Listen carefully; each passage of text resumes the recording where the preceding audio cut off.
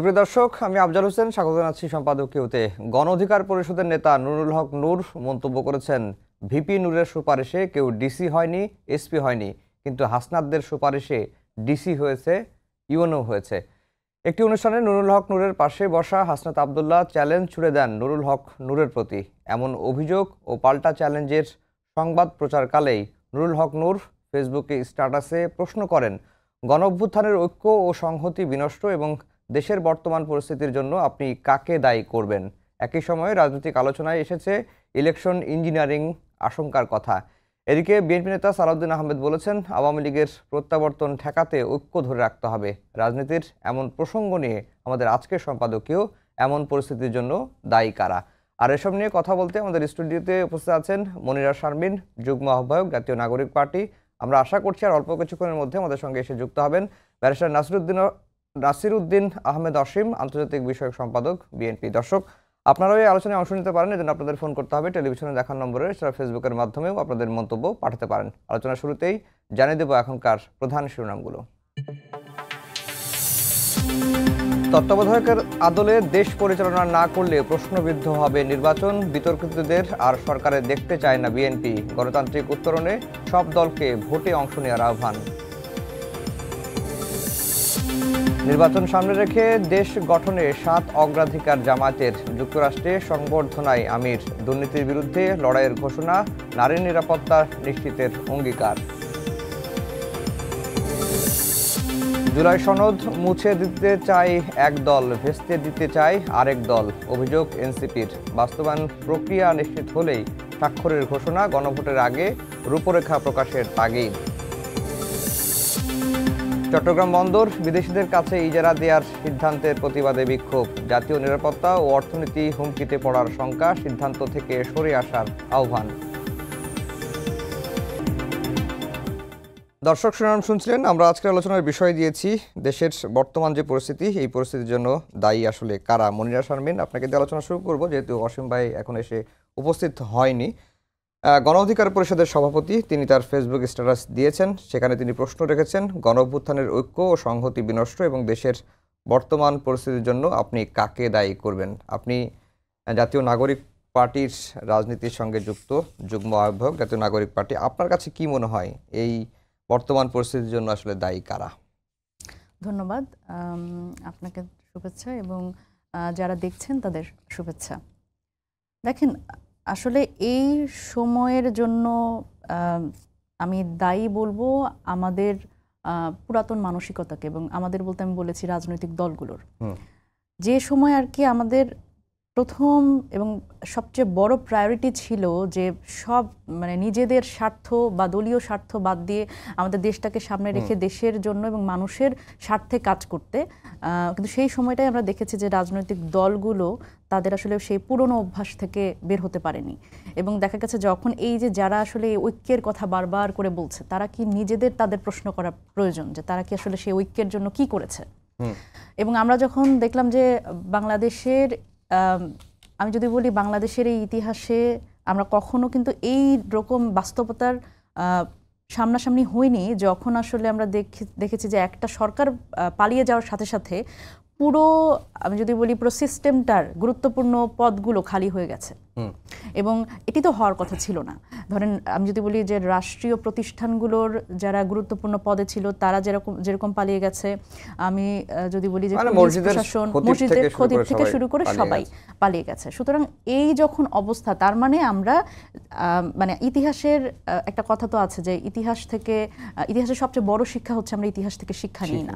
তো এই বাস্তবতাটির মধ্যেই আমরা আসলে আছি যে এই ধরনের এত বড় একটা গণ অভ্যুত্থানের পরে, একটি স্বৈরাচার পতনের পরে আমরা এর পরেও কেন যেন ক্ষমতার ভাগাভাগিতে চলে গেছি, এবং কিভাবে আসলে একটি নির্বাচন দিয়ে ক্ষমতায় যাওয়া যায় এই ভাগাভাগির মধ্যে চলে গেছি। এবং কেউই আসলে ভাবছি না যে আমরা আবার সেই সেম পথেই যাচ্ছি। আমরা রাষ্ট্রের যে সংস্কারগুলো প্রয়োজন, সেই সংস্কারগুলো বিষয়ে আমরা দ্বিমত পোষণ করছি, এবং প্রত্যেকটি রাজনৈতিক দলেরই এমন একটা বিষয় যে কেউ আসলে কাউকে ছাড় দিব না, এবং এটি জনগণের স্বার্থে যাক বা না যাক, এটি আমার দলীয় স্বার্থ সংরক্ষণ করতে পারলেই যথেষ্ট। যেহেতু অন্য দলগুলো করছে, এনসিপির চিন্তা ভাবনা কি? এনসিপি কি ক্ষমতার ভাগ নিতে চায় না, নাকি এনসিপি বর্তমানে ক্ষমতায় ক্ষমতায় আছে এই জন্য আরো কিছুদিন স্টে করতে চায়। হ্যাঁ, এটি তো একটি একটি মানে চরমভাবে আলোচিত কথা যে এনসিপি ক্ষমতায় আছে, কিন্তু এনসিপি যা চায় কোনোটাই হয় না। এইভাবে করে আসলে মানে কিংস পার্টি বাট মানে পার্টি উইদাউট কিং, এইভাবে করেই আসলে ক্ষমতায় আছে, যদিও এটা এখন হাস্যকর একটা বাণীতে পরিণত হয়েছে। না, এই মাঝখানে একটা ছোট্ট প্রশ্ন করে রাখি যে এনসিপি যা চায় তা হয় না। আমরা দেখেছি যে এনসিপি যা চাইতো তা হতো, কিন্তু এক পর্যায়ে যখন হচ্ছে না, অনেকেই বলছেন, না শুধু অনেকেই বলছেন যে এখন যেহেতু সরকারের সাথে তার বনিবনা হচ্ছে না, সেই কারণে সরকারের বিরুদ্ধে নানা রকম অভিযোগগুলো আসছে। এটার উত্তর চাই। আচ্ছা, এনসিপি এইটার উত্তরই প্রথম দিই, সেটা হচ্ছে এনসিপি কবে যেটা চেয়েছে সেটা হয়েছে। এনসিপি বলেছে যখন যে চুপ্পু রাষ্ট্রপতি হিসেবে থাকবেন না, তখন কোনো দলই রাজি হয় নাই। এবং এনসিপি, আমি তারও আগের কথা বলি যে এনসিপি যখন বলেছে যে আমাদের একটি জাতীয় সরকার করার প্রস্তাব ছিল প্রথমে, সেটিতেও কিন্তু বড় দল হিসেবে বিএনপি রাজি হয়নি এবং তারা নির্বাচনের কথা বলেছে। তারপরে আমি যদি বলি যে এনসিপি নতুন সংবিধানের জন্য বহুদিন ধরে বলছে, কিন্তু সেই নতুন সংবিধানে কেউই রাজি না। এনসিপি এই ঐক্যমত্য কমিশনে গিয়ে যতগুলো অন্তত মানে যে 84টে প্রস্তাব সামনে এসছে, সেই 84টে প্রস্তাবের মধ্যে এনসিপি তাদের ডিবেটে যা যা আসলে বলতে চেয়েছে, এনসিপি বলছে যে উচ্চকক্ষে পিআর প্রয়োজন, তাহলে কিংস পার্টি হিসেবে বা এই মুহূর্তে ক্ষমতায় থাকা দল হিসেবে পিআর হয়ে যাওয়ার কথা উচ্চকক্ষে, এবং সাংবিধানিক এবং সংবিধিবদ্ধ প্রতিষ্ঠানগুলোতে স্বতন্ত্র নিয়োগ কমিটি না করতে চাওয়া, এটি তো বড় দল হিসেবে বিএনপি চায় না। তো এই জায়গাগুলোতে তো পরিবর্তন এনসিপি চেয়েছে, কিন্তু এটি তো হয়নি। সুতরাং এই যে ক্ষমতার কাছাকাছি থাকতে চাওয়া, দেখেন এই যে এখন পুরো আকর্ষণটি বা পুরো আলোচনাটি নির্বাচন কেন্দ্রিক হয়ে গেছে, এবং আমরা তো আসলে বলেছি সংস্কারটি আগে হওয়া প্রয়োজন। সংস্কারটি বলতে অন্তত মৌলিক সংস্কারগুলো যেগুলো আমরা বলেছি যে আসলে এই সামনে যারাই ক্ষমতায় আসবে তাদের আসলে স্বৈরাচার না বানানোর যেই সিস্টেমগুলো আছে সেগুলোতে অন্তত আমাদের মনোযোগ দেওয়া উচিত, এবং এখানে সবচেয়ে বেশি ঐক্য প্রয়োজন। কিন্তু এনসিপি চেয়েছে, তাও কিন্তু হয়নি। সুতরাং এই সময় যেটা হয়েছে সেটা হচ্ছে যে সব দলগুলি দেখবেন যে আজকে যেই বিষয়টি দিয়ে আপনি শুরু করলেন, নুরুল হক নূরের কথাটি এবং হাসনাত আবদুল্লাহর সাথে এক ধরনের কনভারসেশনের কথা, তো এনসিপির যদি আসলেই মানে মাঠ পর্যায়ে মানে তাদের আসলে ডিসি ও ইউএনও যদি থাকতো, তাহলে তো এনসিপির আসলে এত অসুবিধা হতো না। এবং এনসিপি তো তাহলে ওই আপনি যেটা বলছেন যে মানে ক্ষমতায় থাকা দল, তাহলে তো সবাই এনসিপির হয়ে কাজ করতো। বিষয়টা তো বাস্তবতা তো আসলে সেটা না। আসলে সেটার ক্ষেত্রে কিছুটা যে হয় নাই তাও কিন্তু না। না, দেখেন এনসিপি তাহলে মানে ধরেন আমি তর্কের খাতিরে ধরেই নিলাম যে এনসিপি আসলে ডিসি ইউএনও এগুলো আসলে পরিবর্তন করেছে, যদি তর্কের খাতিরে ধরেও নেই, কাদের পরিবর্তন করেছে? এনসিপির কি নিজেদের কোনো লোক আছে? হয় তারা আওয়ামী লীগ, না হয় বিএনপি, না হয় জামাত। সুতরাং তাদেরই রদবদল করেছে যদি এই তর্কের খাতিরে ধরেও নেই। সুতরাং আলটিমেটলি বেনিফিশিয়ারি কিন্তু সেই বড় দুটি রাজনৈতিক দলই। সুতরাং যে দ্বিদলীয় রাজনীতি বাংলাদেশে আছে তারাই কিন্তু এই প্রশাসন বলেন এবং পুলিশ প্রশাসন সবকিছুই তাদের দখলে। এবং আমি যদি বলি একদমই স্থানীয়ভাবে, এই যে আপনি বলছেন যে ক্ষমতার ভাগাভাগিতে এনসিপি কেন নাই, এনসিপি তো আসলে ক্ষমতার ভাগাভাগিতে যাবে না। এটাই সবচেয়ে বড় কারণ। দেখেন একটি নির্বাচন করতে একটি আসনে কত টাকা লাগে আপনার কি মনে হয় বলেন তো? আমার আসনে আওয়ামী লীগের যিনি, উনি কম করেছে, আমাকে যা বলা হয়েছে যে উনি আসলে কম টাকা খরচ করেছে, সেটা হচ্ছে 70 কোটি। 70 কোটি টাকা যদি উনি খরচ করেন, আমার তো মানে 70,000 টাকা খরচ করারও মানে সামর্থ্য নাই।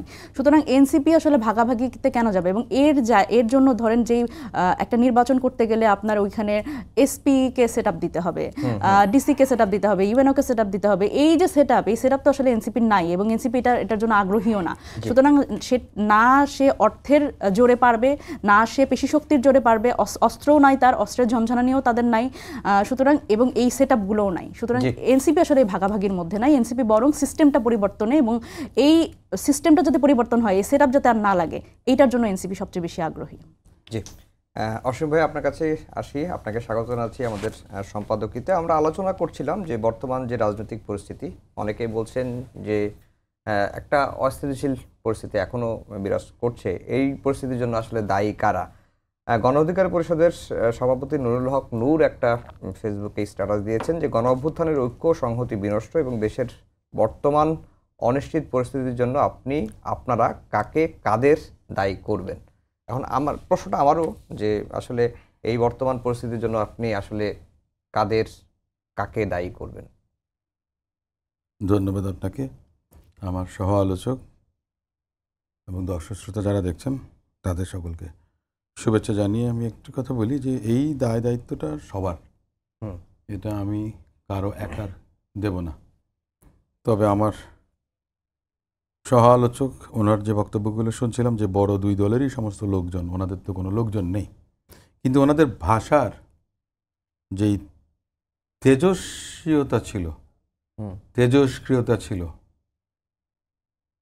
জুলাই আগস্ট অভ্যুত্থানের অব্যবহিত পরে তখনকার ভাষাটা যদি আমরা দেখি, তখন এখন যে কথাগুলো ওনারা বলছেন সে কথাগুলো আমি ওনাদেরকে দোষ দিচ্ছি না, আমি দোষ দিচ্ছি কোথাকার অভিজ্ঞতার কথা, হুম। কিছু কিছু ক্ষেত্রে অপরিপক্কতার কথা। এতে আবার আন্ডারমাইন করছি কাউকে তা না, বয়স একটা বিষয় থাকে। ওনারা ছাত্র রাজনীতিতে ছিলেন, ছাত্র অভ্যুত্থান, সে একবার 18 সালে কোটা বিরোধী আন্দোলন করেছেন, সেটা এক প্রকার শেখ হাসিনা খুব আপনার স্কোয়ারলি, হুম। মানে ট্যালেন্টেড একজন লেডি, তিনি সে সময় সেটা হ্যান্ডেল করেছিলেন। জুলাই আগস্টের সময় করে ফেলেছিলেন, একটু দেরি হয়ে গেছে তখন। হুম। ওই বিতর্কের মধ্যে যাব না বা আপনার ওই ব্যাখ্যাতে যাব না, ওইটা ইতিহাস বিচার করবে। সে সময় এমন ছিল, আপনার স্লোগান শুনেছিলাম, নৌকা আর ধানের শীষ দুই সাপের একই বিষ। আমরা এই ধরনের স্লোগান শুনেছিলাম। আমি জেল থেকে বেরোয়ার পরে একদিন পরে আমি যখন কোর্টে যাই, তখন আমার গাড়ি আটকানো হয়েছিল। তো কেউ একজন চেনেছিল আমাকে, বললো যে উনি বিএনপির অসীম সাহেব। তো একজন বলল, এক স্বৈরাচারে সরাইছে আরেক স্বৈরাচাররা আনার জন্য না। হুম। দূরত্বটা তৈরি হয়েছে ওই জায়গাতে, অভিজ্ঞতার অভাব, যে কথাটা আমি বলেছিলাম সেই জায়গাটা। আজকে আপনি প্রশ্ন করছেন যে বড় দুই দলেরই তো সব লোকজন প্রশাসনে, হুম। জনপ্রশাসন বলেন, পুলিশ প্রশাসন বলেন, এনসিপির একজন নেতার বিরুদ্ধে এসেছিল যে ডিসি পোস্টিংয়ের সঙ্গে জড়িত ছিলেন, এবং ওইটা অ্যাডমিটেডলি এনসিপি, আমি বলবো যে তাকে শোকজ করেছেন বা ওনাকে অব্যাহতি দিয়েছেন, বোধহয় ওনাকে আজকাল আর দেখি না। প্রকারান্তরে স্বীকার করে নিলেন যে ওনাদের কেউ না কেউ জড়িত ছিলেন। তার মানে ঠিক মাইন্ডসেটটা আমাদের দেশের, যে চর্চা যদি না থাকে রাজনৈতিক পরিসরে, বৃহত্তর রাজনৈতিক পরিসরে যদি চর্চা না থাকে, বিশ্ববিদ্যালয় কিংবা ছাত্র রাজনীতির চারণ ক্ষেত্র যেটাকে আমরা বলি, সেই ক্যাম্পাসের রাজনৈতিক ভূমিকা আর রাজপথের রাজনৈতিক ভূমিকা কিন্তু একটু ভিন্ন রকম। প্রত্যেকটা দশকে কিন্তু এটার পরিবর্তনটা ঘটেছে, তার প্রভাবটাই কিন্তু আমরা বিগত দিনগুলোতে দেখেছি এবং গত 14-15 মাসে তাই দেখে আসছি। যেই কথাগুলো আপনার কাউকে আক্রমণ করে বলেছিলেন, সেটা যদি সরকারকে বলতেন যে স্বৈরাচারের দোসর, আমার বোন যে কথাটা বলেছেন, উনি কি জানেন যে পুলিশের ওসি এবং ইন্সপেক্টর কতজন লাগে থানাগুলোতে? এই কতজনের মধ্যে কতজন আছেন আওয়ামী লীগের সময় নিয়োগ পাওয়া? ফ্যাসিস্টের সময় নিয়োগ পেতে গেলে ডিএনএ টেস্ট করে আপনার বের করা হয় তার 14 গোষ্ঠীতে কেউ বিএনপি করেছে কিনা কিংবা জামাত করেছে কিনা, এটা খোঁজ করে তারপরে নিয়োগটা দেন। 2003 সালে বিএনপির সময় সাব ইন্সপেক্টর নিয়োগ দেওয়া হয়েছিল 300 জন, 2005 সালে মোট 850 জন, 1150 জন। তার মধ্যে অনেকে চাকরি আওয়ামী লীগ 15 বছরে শেষ করেছে। এর মধ্যে জামাত থাকতে পারে, আওয়ামী লীগ থাকতে পারে, যেটা প্রথাসিদ্ধ একেবারে চিরায়ত সত্য, যেটা যে সব যে আপনার হবে আপনি জানবেনও না। আমি ধরে নিলাম তার মধ্যে 1000 আছে, কিন্তু ইন্সপেক্টর সাব ইন্সপেক্টর আছে 8500, এবং সমগ্র বাংলাদেশগুলোতে অপারেটিভ যে পুলিশ স্টেশনগুলো আছে সেখানে 3500 লাগে। এরা কিন্তু নির্বাচনের সময় কাজ করবেন। জনপ্রশাসনে আপনার বিশেষ প্রশ্নপত্র ফাঁস, কেনা বেচার গত 1.5 দশকে কিভাবে কারা জয়েন করেছেন, যারা দায়িত্ব পালন করবেন। কদিন আগেও দেখেছি একজন পররাষ্ট্র সচিবকে নিয়োগ দেওয়া হয়েছে, তিনি কাদের সঙ্গে ছিলেন? ফ্যাসিস্টকে ফ্যাসিলিটেট করেছেন, প্রলম্বিত করেছেন তাদের শাসনকাল। সে ধরনের লোকদের অনেকেই সচিব আছেন। তো সেরকম একটা অবস্থার মধ্যে দিয়ে আপনি নির্বাচন করবেন। এখন আপনি বলছেন যে আমার তো লোক নাই, লোক তো হলো গিয়ে অমুকদের। তা আপনার লোক নাই, আপনার তো সবচেয়ে বেশি ভয়েসটা রেইজ করার কথা ছিল, কারণ আপনার ভ্যারাসিটিটা অনেক বেশি ছিল, আপনার ভ্যালুসিটি অনেক বেশি ছিল। আমি হাতে একটা ঢুল ছুড়লাম, কিন্তু আপনার মুখের কথাটা একটা AK-47 কিংবা AK-56 রাইফেলের স্পিডে আপনার কথাটা কাজে লাগতো, আপনি সেটা করেননি। আপনি যে জায়গাটাতে হিট করার কথা ছিল আপনি ওখানে করেননি। অন্তর্বর্তীকালীন সরকারকে আপনারা বাধ্য করতে পারতেন। এনসিপির কথা আমি বলছি না, এনসিপি তো পরে হয়েছে। বৈষম্য বিরোধী ছাত্র আন্দোলনের সঙ্গে যারা জড়িত ছিলেন, নেতৃত্ব দিয়েছিলেন, সেই সুযোগ কি সমগ্র এখন আর জাতিকে নাই? ঐক্যবদ্ধ করেছিলেন, না, সেই তারা সুযোগ- চাইলে পারতেন, সেই সুযোগ কি এখনো নিঃসন্দেহে এখন আর নাই? আছে। আমি তো বলেছি যে এই যে আপনি একটা কথা জিজ্ঞেস করলেন যে কাকে দায়ী করছেন, আমি বলছি সামগ্রিকভাবে আমরা সবাই দায়ী। কোথায় আমাদের, আমি যদি বলি আমার অবহেলা কিংবা ব্যর্থতাটা কোথায়, বাংলাদেশ জাতীয়তাবাদী দল অনেক পুরনো একটা রাজনৈতিক দল। জি, এই দল অনেকবার রাষ্ট্র ক্ষমতায় ছিল। শহীদ রাষ্ট্রপতি জিয়াউর রহমান সাহেব ক্ষমতায় ছিলেন, বেগম খালেদা জিয়ার নেতৃত্বে তিনবার ছিলেন। সব কিছু মিলিয়ে অভিজ্ঞতা ছিল, পরিপক্কতা ছিল, তাহলে আরেকটু অন্যভাবে হ্যান্ডেল করতে পারতেন। যারা অপেক্ষাকৃত নবীন বা তরুণ, তাদেরকে বুঝিয়ে বলার একটা সুযোগ ছিল, সেটা করতে পারতেন। জামাত ইসলাম তাদের রাজনীতি করছেন, জামাত তো বাংলাদেশ জাতীয়তাবাদী দলের সঙ্গে জোটেও ছিলেন, যুগপৎ আন্দোলনেও ছিলেন। জি, কিন্তু আপনার কাছে আবার আসবো। জুলাই আগস্টের আগ পর্যন্ত দীর্ঘদিন ধরে জামাতের সঙ্গে বিএনপির একটা শীতল এক ধরনের কোল্ড ওয়ারের মতো আর কি অবস্থান ছিল। কিন্তু সবকিছু মিলিয়ে সবাই তো ফেসিস্টের বিরুদ্ধে তো আন্দোলন করেছিলেন, তাহলে একটা প্ল্যাটফর্মে কেন আমরা থাকতে পারিনি? এই মতানৈক্য আপনার কেন, এই বিভেদ, এটার জন্য প্রত্যেকের দায় আছে। কিন্তু আমি তো মনে করি যে এনসিপির দায়িত্ব বেশি ছিল, এবং এনসিপি নামক রাজনৈতিক দলটা হওয়ার থেকে, এবং ওনারা সরকারে যোগদান করেছেন দুজন সহকর্মী এই ওনাদের। প্রসঙ্গে আমরা তারা- আসবো আপনার জি। কাছে। অসীম ভাই, আমি একটু মনিরা সাহেবের বক্তব্যটাও একটু শুনে আসি। অভিজ্ঞতার কারণেই কি আপনাদের দিন দিন রাজনীতির মাঠ হাতছাড়া হয়ে যাচ্ছে কিনা?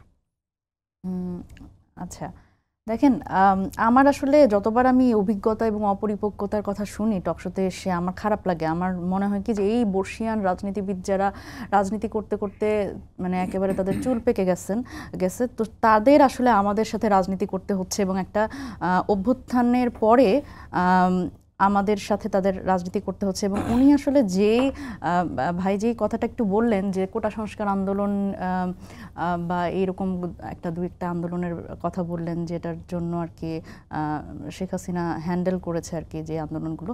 দেখেন, একটু খেয়াল করে দেখবেন যে মানে গত 2018 সাল থেকে বলেন যে যতগুলো আন্দোলন হয়েছে, 2015 সালের ভ্যাট বিরোধী আন্দোলন, 2018 সালের কোটা সংস্কার আন্দোলন, এবং 2019 সালের নিরাপদ সড়ক আন্দোলন 2018 সালেরই শেষে হয়েছিল।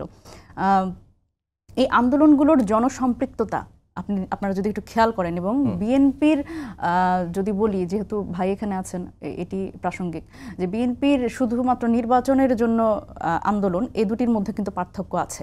আমরা যে আন্দোলনগুলো করেছি, আমাদের আন্দোলনের যে দাবিগুলো, সেগুলো জনসম্পৃক্ত ছিল এবং জনগণের দাবির মধ্যে ছিল, এবং জনগণের অধিকারের দাবি ছিল, তখন সেটা আমাদের অধিকার ছিল।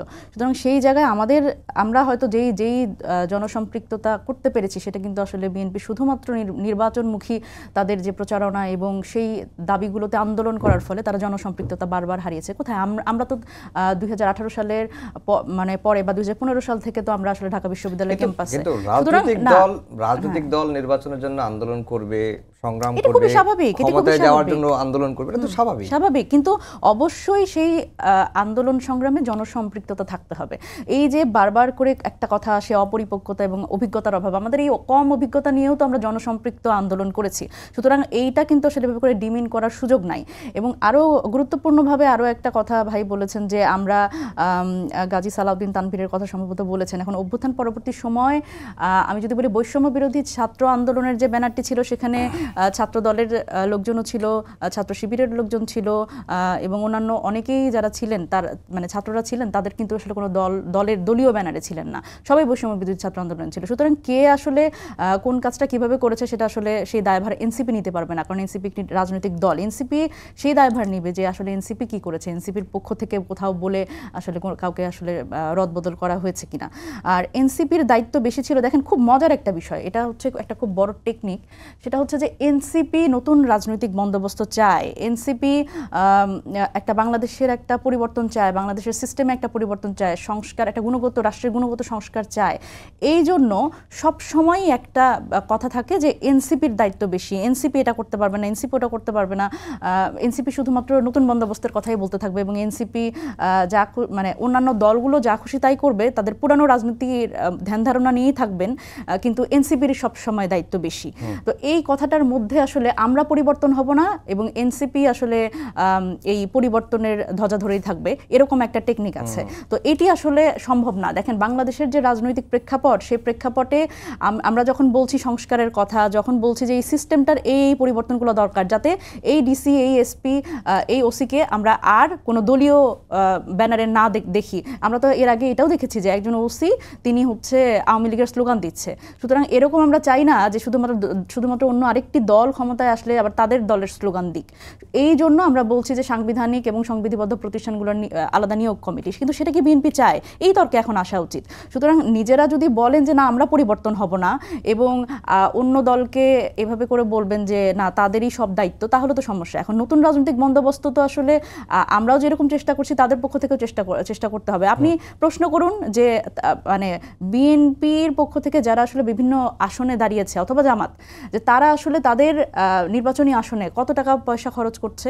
এটা তো আরপিওতে মানে বলা আছে একটা অ্যামাউন্টের কথা, সেটা নিয়ে আলোচনা হতে পারে যে সেটি আসলে কতটুকু, সেটি দিয়ে আসলে কতটুকু প্রচারণা করা যায়। নির্বাচনের তফসিল ঘোষণার পর থেকে হ্যাঁ, কিন্তু না সেটি কিন্তু শুরু হয়ে গেছে। দেখেন আমাদের এই যে নতুন রাজনৈতিক বন্দোবস্ত, যখন আমরা তৃণমূল পর্যায়ে যাচ্ছি, তখন কি হয় যে সাধারণ মানুষের সাথে আমরা যখন কথা বলি, তখন আমরা বলি যে আচ্ছা আপনি মানে এলাকাগুলো তো দেখবেন যে পুরো মানে পোস্টার দিয়ে একদমই ঢেকে ফেলা হয়েছে।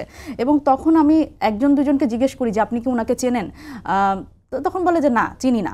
তখন বলে কি যে আচ্ছা উনি কি আপনাদের কাছে আসছে? হ্যাঁ আসছে। তখন আমি জিজ্ঞেস করি যে আচ্ছা উনাকে আপনি কেন ভোট দিবেন, মানে কি কারণ?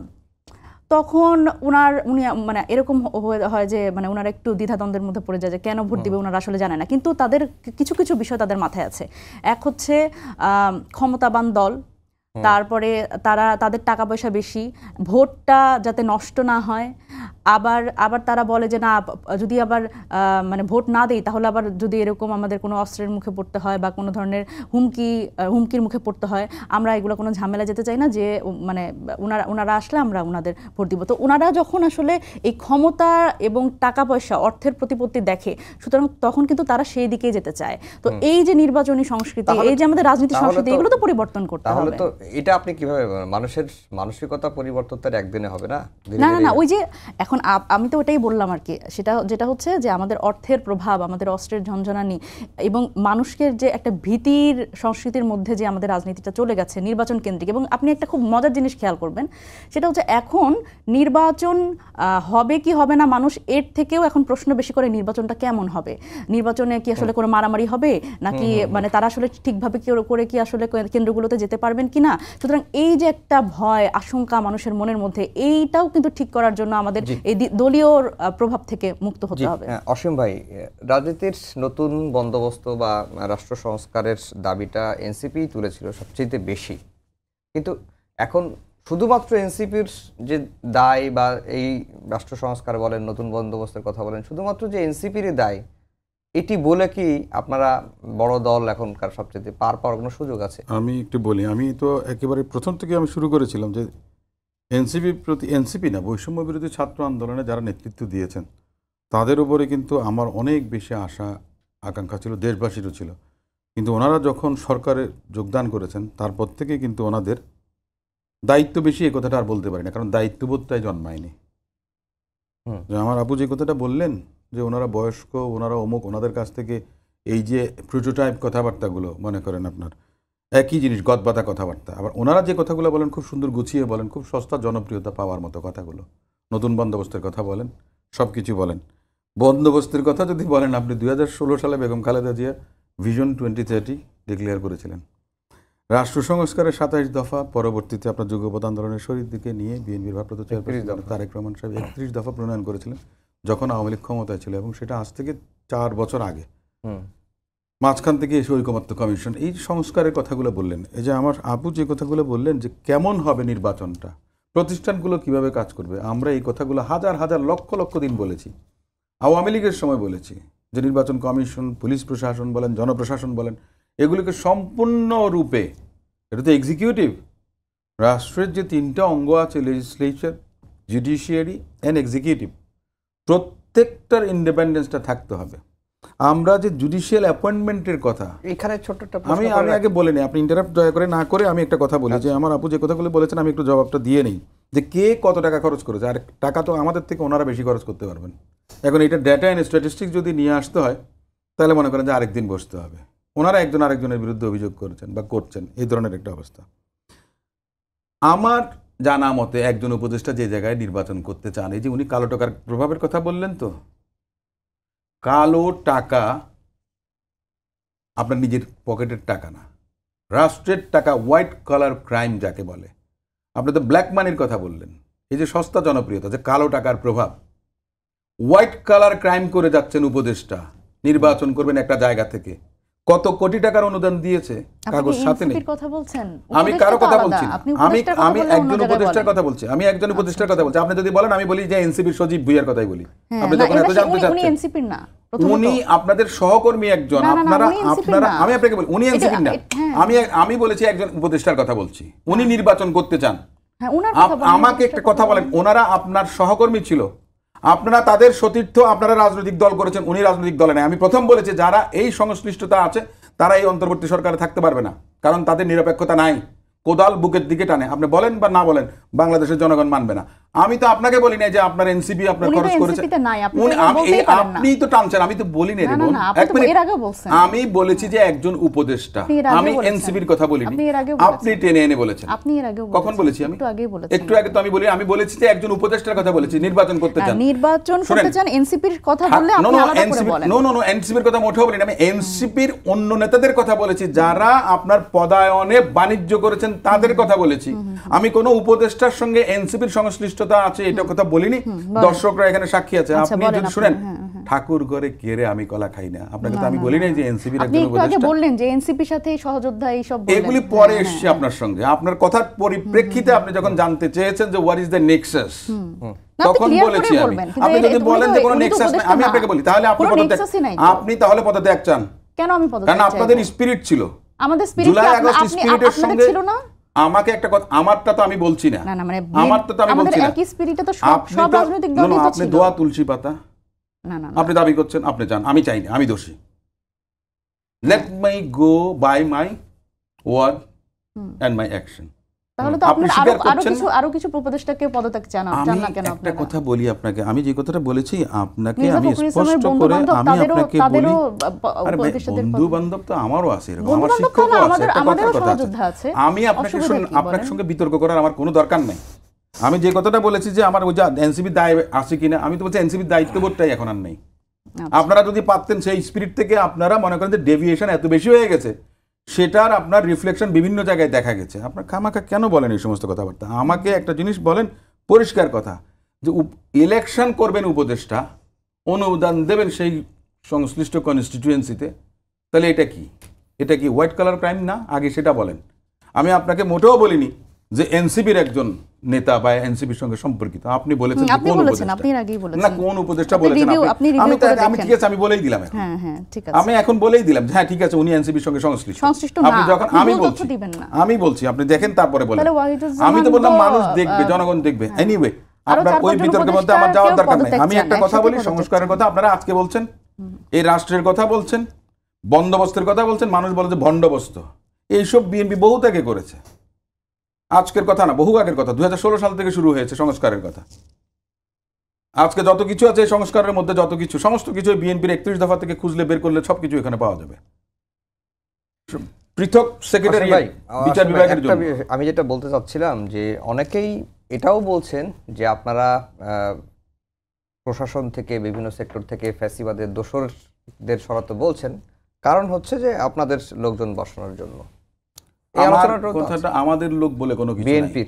আমরা দোসরদের লোক সরান, আপনি এবার যেখান থেকে ইচ্ছা খুশি আনেন। আপনি খুঁজে পাইলে যদি এনসিপি খুঁজে আনেন, এনসিপির জিজ্ঞেস করেন যে লিস্ট দেন, দিয়ে দেন। জামাতের লোক থাকলে জামাতের লোক দিয়ে দেন। জামাতের লোক অবশ্য অনেক বেশি আছেন, এ ব্যাপারে কোনো সন্দেহ নেই। নিউট্রাল আছেন যারা বিগত এতটা বছর ওএসডি ছিলেন, তারা কি, তারা কোন দলের? আপনি সেখান থেকে লোক নিয়ে আসেন। আপনি ভালো লোকজন এসিয়ার দেখে তারপরে আনেন লোক। আপনার খুঁজে পেতে তো অসুবিধা নেই। আপনি নতুন লোক নিয়োগ দেন। আপনি পুলিশে আওয়ামী লীগ প্রতি 6 মাসে আপনার 50,000 করে কনস্টেবল নিয়োগ দিয়েছিল। এই সরকার মনে করেন আজকে 14 মাস কি করেছে নির্বাচনের জন্য? ফেসিস্টের যারা দোষী ছিলেন তাদেরকে মনে করেন যে আপনার সচিব হিসেবে মনে করেন যে রেখেছেন। কদিন আগে যে আমি যে কথাটা বললাম যে পররাষ্ট্র সচিব নিয়োগ দেওয়া হচ্ছে জি বা হয়েছে, আপনার কাছে তো তাহলে সেই কথাগুলো সবার বলার কথা ছিল। সবাই বলছেন না, সবার মানে একটা এই মানে টার্গেট বিএনপি ক্ষমতা এসে গেল, বিএনপির বিরুদ্ধে লাগা। জি মনিরা শারমিন, প্রশ্ন নেই। আচ্ছা, দেখেন, এই যে বারবার করে বিএনপির পক্ষ থেকে বলা হয় যে 31 দফা, মানে এই সংস্কার প্রস্তাব যে 84টা সংস্কার প্রস্তাব নিয়ে আলোচনা হয়েছে ঐকমত্য কমিশনে, প্রত্যেকটি খুঁজলে 31 দফার মধ্যে পাওয়া যাবে, কোনো অসুবিধা নেই। এবার আপনি বলেন যে কেন বিএনপির ওই 31 দফা, বিএনপির যদি 31 দফাতে সে থেকেই থাকে তাহলে সেই সংস্কারগুলো নিয়ে তো নিশ্চয়ই বিএনপির আপত্তি নাই, মানে তাহলে তো সেটা এখনই বাস্তবায়নের জন্য কোনো নোট অফ দি ডিসেন্টেরও কারণ নাই, সুতরাং এখনই বাস্তবায়নের জন্য আমরা আগাতে পারি। তাহলে কেন বিএনপির এই ধরনের একটা মানসিকতা যে আমরা ক্ষমতায় গেলে আমাদের 31 দফা আমরা হচ্ছে বাস্তবায়ন করবো, যদি 31 দফার মধ্যে তর্কের খাতিরে ধরে নিলাম যে সংস্কার প্রস্তাবগুলো 31 দফার মধ্যে খুঁজলে সবগুলোই পাওয়া যাবে, তাহলে সেটা কেন এখন ঐকমত্য কমিশনে যখন আলাপ হলো, এতগুলো রাজনৈতিক দল যখন আলাপ করছে, তখন কেন তারা ঐকমত্যে আসতে পারছে না? এবং ঐক্যের জন্য যখন অন্য দলের দায়িত্বশীলতা নিয়ে প্রশ্ন করবেন এবং আপনি নিজেদের দাবি করবেন যে আমরা খুব বড় দল এবং আমরা অনেক দায়িত্বশীল দল, সুতরাং বড় দল যখন নিজেদের বলবেন তখন আপনাদের দায়িত্ব নিতে হবে, দায়ও নিতে হবে। এবং এই যে সংস্কারের কথা, এই সংস্কারটি সবচেয়ে বেশি বাধাগ্রস্ত হয়েছে এই আমি যদি বলি যে আমাদের ঐকমত্য কমিশনে, এটি সবাই জানেন, এটি হচ্ছে বিএনপির কারণে। সুতরাং এই জিনিসগুলো আসলে আমাদের এই মানসিকতা বদলাতে হবে যে আমরা যখনই এরকম হবে যে আমরা কোনো একটা জাতীয় স্বার্থে আমরা নিজেদের দলীয় অবস্থানকে পেছনে রেখে আমরা রাষ্ট্রকে সামনে নিব, বাংলাদেশের জনগণের স্বার্থকে সামনে নিব, তখন আমাদের আমরা ক্ষমতায় গেলে এই কাজটি করব, ক্ষমতায় গেলে ওই কাজটি করব বলে নিজেদের যে একটা সস্তা জনপ্রিয়তার কথা ভাই বললেন, এটি মনে হয় ওনাদের ব্যাপারে প্রযোজ্য। দেখেন, এই যে ঐকমত্য কমিশনে যে বিষয়গুলো নিয়ে আলোচনা হয়েছে সেগুলোর অনেক কিছুর সমাধান কিন্তু আমরা বলছি যে এই জুলাই সনদ স্বাক্ষর যে আমরা করলাম না, আমরা বলছি যে জুলাই সনদের টেক্সটটি আসলে আমরা দেখতে চাই, আমরা পরিষ্কার হতে চাই যে কোন বিষয়গুলো নিয়ে আসলে এই সনদটি থাকবে। এই স্বাক্ষর অনুষ্ঠান একটা আনুষ্ঠানিকতা, সেটি কিন্তু আমরা যাই বা না যাই সেটি কিন্তু আসলে সেই বিষয়গুলোতে আমরা একমত, কিন্তু আসল কাজটি হচ্ছে এই সনদের কি থাকবে, সনদে কি কি থাকবে এবং এই নোট অফ ডিসেন্টের যে বিষয়গুলো সেগুলো আসলে কিভাবে উপস্থাপিত হবে। এবং আমরা বলছি যে এই আদেশটি, জুলাই সনদ আদেশটি কার দ্বারা জারি হবে, এবং এই বিষয়গুলো নিয়ে কিন্তু আমরা এখনো কথা বলে যাচ্ছি। সুতরাং রাষ্ট্রের বড় দল হিসেবে যে দায়িত্বশীল ভূমিকা পালন করা উচিত ছিল, আপার হ্যান্ড নেওয়া উচিত ছিল সংস্কারে, আমরা ভেবেছিলাম, অন্তত আমরা তরুণ প্রজন্ম, আমরা কিন্তু অভ্যুত্থান পরবর্তী সময়ে বড় দল হিসেবে অনেক আশা আকাঙ্ক্ষা ছিল আমাদের বিএনপির পক্ষ থেকে। সুতরাং সেই জায়গা থেকে কিন্তু আমরা হতাশ হয়েছি, এবং এই যে একটা মানসিকতা, এই মানসিকতা থেকে আমাদের বের হয়ে আসতে হবে যে আমরা ক্ষমতায় গেলে অমুক করব, আমরা ক্ষমতায় গেলে তমুক করব।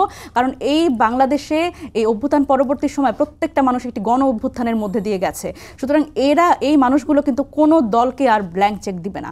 সুতরাং সেই জায়গা থেকে সবাই কিন্তু, অন্তত এখন আর সেই মার্কার যুগ নাই, এখন মানুষ যোগ্য প্রার্থী দেখে ভোট দিবে। সুতরাং মানুষ সচেতন হয়েছে, সকল রাজনৈতিক দলেরই তাদের পুরনো মানসিকতা থেকে চলে আসে যে মার্কার যুগ নাই, তাহলে শাপলা নিয়ে এত টানাটানি? না, শাপলা নিয়ে অবশ্যই টানাটানি আছে, কারণ এটা একটি ন্যায্যতার বিষয় চলে এসছে। কারণ যখন একটি ইসি দিবে না, হ্যাঁ, তখন তো আসলে ন্যায্যতার কথা আসবে। যেহেতু আসলে সেই কারণে প্রশ্নটা করে রাখলাম আর কি।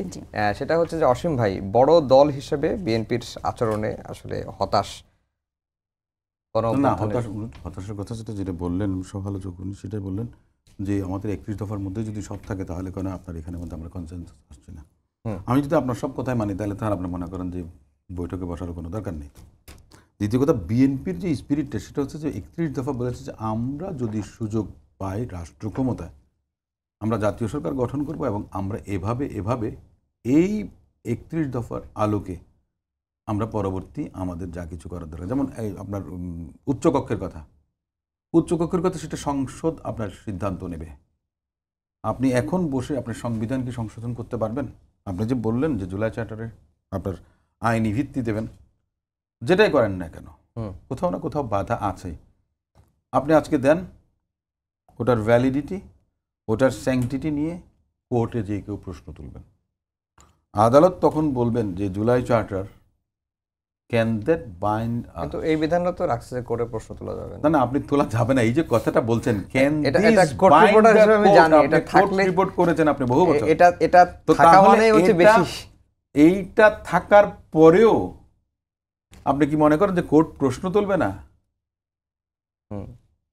যে outsider can they call into question of courts sanctity, or can they bind us? এটা তো আসবে, তাই না? তো বিএনপি ভালো করে বোঝে। জনাব সালাউদ্দিন সাহেব আইনের ছাত্র, ম্যাজিস্ট্রেসি করেছেন বহু বছর, সংসদ সদস্য ছিলেন, মন্ত্রণালয় চালিয়েছেন। আমার কাছে মনে হয় যেন ওনার বোধহয় সংবিধানের আগাগোড়া দাড়িকোমা সেমিকোলন শুদ্ধই বোধহয় ওনার। এই যে এনসিপি ওনারা বলেন যে সালাউদ্দিন কমিশন হয়ে না গেছে। না, আমি তো মাহমুদুল ইসলাম স্যার ছিলেন আপনার ওয়ার্কিং কনস্টিটিউশন, হ্যাঁ, আর সালাউদ্দিন ভাই হলে কি ভার্বাল কনস্টিটিউশন, আমার দেখা জানা। বুঝতে না, পেরেছেন? পরবর্তী আমি এখন সংসদকে তো কথাটা বলছি, কনস্টিটিউয়েন্ট পাওয়ার দেয়া হয়েছে বিষয়টা বাংলাদেশ হলো সংবিধান 26 করার জন্য। বাংলাদেশে আপনার মনে করেন যে বিদ্যমান সংবিধান, সেই সংবিধান কার্যকর থাকা অবস্থায় আপনি সংবিধানের কিছু কিছু ধারা যদি আপনার সংশোধন করতে যান, তখন সেখানে গণভোটের প্রয়োজন হয়। তার আগে সেটা কখন করবেন? যখন সংসদ থাকবে, সেই সংসদ যখন কোনো আইন করবেন বা সংবিধানের কোনো পরিবর্তন করবেন, তখন গণভোট। এখন সংবিধান আছে, সংসদ নেই, আপনি তার আগেই সব কিছু করে ফেলবেন। এখন তো সংবিধানও নাই।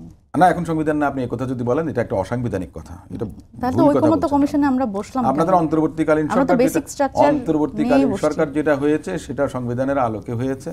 না, আমরা এটা বেসিক reference স্ট্রাকচার হয়েছে। ভায়োলেট করলাম না। না, আপনি বেসিক স্ট্রাকচার হলো না, ঐকমত্য কমিশনে ঐকমত্য কমিশন, দ্যাট ইজ, আমি আপনাকে বলি, that is the source, that is the pious wish of the people of this country. অন্তর্বর্তীকালীন সরকার কি সংবিধানে কোথাও লেখা আছে? নাই। এবং পরবর্তী 2000 সংসদে কথা শেষ করতে দেন না বোন, আপনি সব বলতে পারলে ওনারে একা বলা, আমি চলে যেতে পারি। 30 সেকেন্ড আছে। উনি এত বেশি যদি বলতে পারেন তাহলে উনি বলুক। 30 সেকেন্ড আছে। 2007 সালে যেই জরুরি অবস্থা এসেছিল, সেখানে 2 বছর সংসদ ছিল, আপনার তত্ত্বাবধায়ক সরকার সেটা ছিল, সংবিধানে সেটা নেই, অন্তর্বর্তীকালীন সরকারের মধ্যে নেই। এই সরকারটা যে গঠিত হয়েছিল, সেটা যে বললেন যে 15 বছর স্বৈরাচার বিরোধী আন্দোলন যারা করেছে, ছাত্র আন্দোলনে যারা নেতৃত্ব দিয়েছেন এবং অংশগ্রহণ করেছিল, যে কৃষক, শ্রমিক, জনতা, মেহনতি মানুষ, টিচার বলেন, বুদ্ধিজীবী বলেন, ডাক্তার বলেন, ভাই, শেষ ইঞ্জিনিয়ার করি। বলেন, বিভিন্ন পেশার মানুষরা আপনার আন্দোলন করেছিল। জি। তাদের যে আশা আকাঙ্ক্ষা যেটা ছিল, জনগণের আশা আকাঙ্ক্ষা আর্টিকেল 7 অনুযায়ী এই অন্তর্বর্তী সরকার হয়েছিল, এবং সেটা বৈধ কিনা 106 রেফারেন্স দিয়ে সেটা নেওয়া হয়েছে। সবাইকে ধন্যবাদ জানিয়ে শেষ করছি আমাদের আজকের সম্পাদকীয়। আগামীকাল আবারও দেখা হবে একই সময়ে। শুভরাত্রি।